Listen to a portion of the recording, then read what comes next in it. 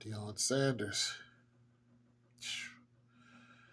Deion Sanders and them HBCUs, man, them people mad as fire, ain't they? I just saw an excerpt where Deion was talking about how he's not going to leave his son, Shiloh, in Jacksonville. And he says wherever he goes, he's taking his sons with him.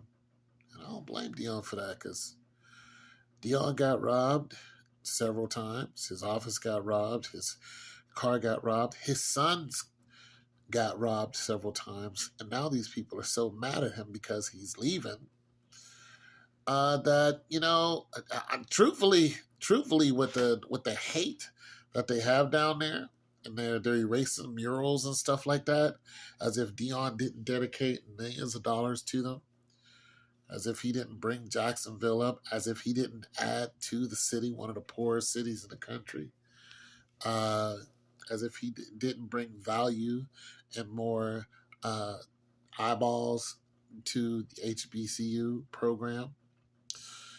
As somebody who went to an HBCU myself back in the day, I can tell you right now, HBCUs don't have a lot of money.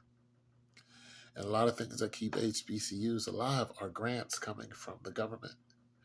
But here's one thing that the HBCUs, and I said this before in another video, here's one thing that they did. I went to Talladega.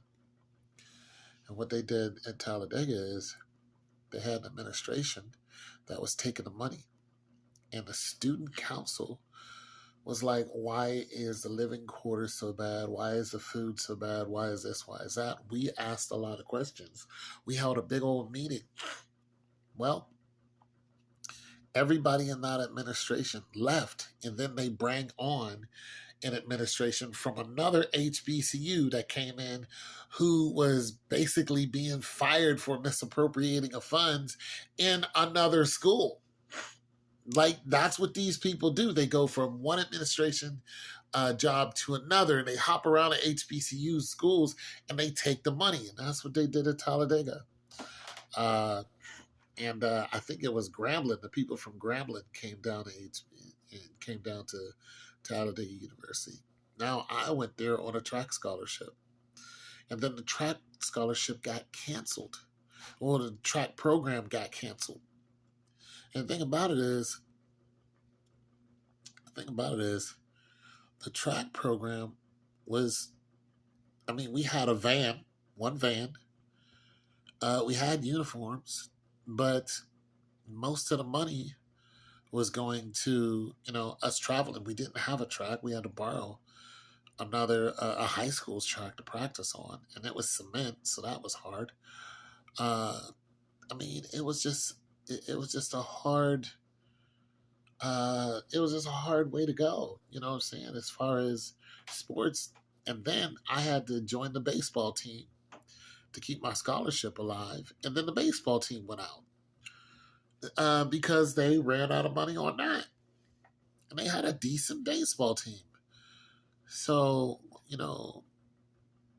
what Deion Sanders is talking about, misappropriating the funds, is a very, very real thing, when it comes to HBCUs. And, I end up graduating from a PWI. But I didn't do that on purpose because I wanted the all-black experience, and I got exactly what I asked for. I wanted to graduate from an all-black college, but listen, there was a mass exodus at Talladega once we couldn't get any answers, and they kept hemming and hawing. They would never stand up and tell us exactly where all the money went to. And it was going into their pockets. They were getting rich off of these kids.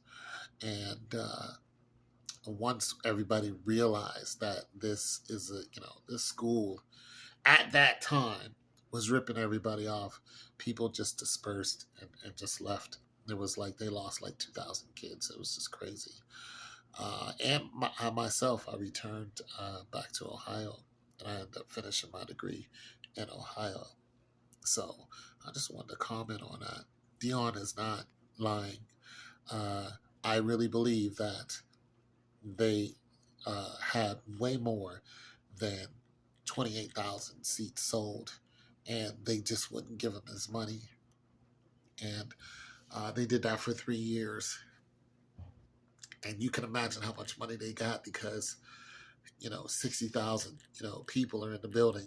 But you said it's only 28,000 seats sold. If you look at the ticket price, and then you look and see where they said, hey, the money is all hidden up under scholarship funds and all this other stuff. It's just so they can download it into their bank accounts, and you don't know where it went. And that's they've been doing stuff like it. This is not new. They've been doing this 20, 30 years. Been doing this for a long time. That's how they get down.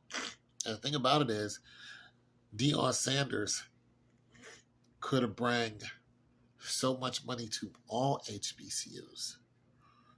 That's what the most hurting thing about this is. His presence there, him getting Michael Strahan to help him out, him calling on other people that did help him out. Now there's some athletes that didn't help him out. LeBron James and a bunch of these other billionaires, they didn't want to help Deion Sanders out. And the thing about it is, if they would have just, if they would have gave $1 million, you're like, Tone, that's a lot of money. It's just like when you're a billionaire, $1 million is not a lot of money, especially when you can get a return. Who says that you wasn't going to get a return off of it? But even if it was $100,000, no, some of these rich black people didn't even give $100,000. They didn't even give $100. They didn't even give $1. They did not care. Deion had this whole thing set up so smooth that he had to deal with Walmart. He had to deal with Michael Strahan as far as athletics. He had to deal with TWA as far as getting these kids on a plane. He had to deal with the hotels for them to stay in certain hotels.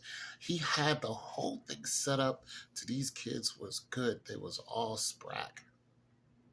Everything was polished, and all they needed to do was give him the money that he actually earned. Then when they finally tried to say, okay, we'll give you $1 million, just for one, he was making $300,000.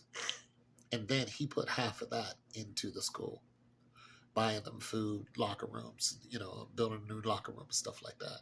He put that into the school. Then you're going to offer him $1 million and then tell him to pay his staff. Well, now they're all gone because Colorado offered him $5 million. And it's going to be over the whole deal. I think it's like $29.9 million. And Colorado won a national championship at one time. That's the last time I saw them actually play football. So this is not a school that can't come back. This is a school that wants to come back, and they will come back because Deion's going to do the same thing, except his locker room is not going to get robbed. He's not going to get robbed up there with them white people. They're going to pay. Listen, people are going to come just to see Deion. And they're going to pay when Deion puts 20, 30, 40, 50,000 people in seats, he's going to get a percentage of that.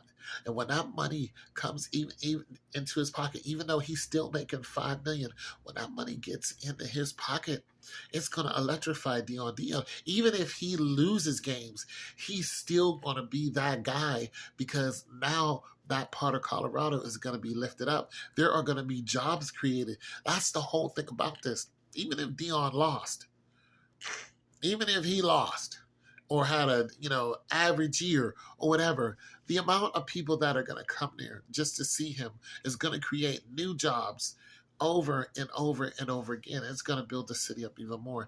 And this is the crying shame because this could have happened to us, for us, in one of the poorest cities.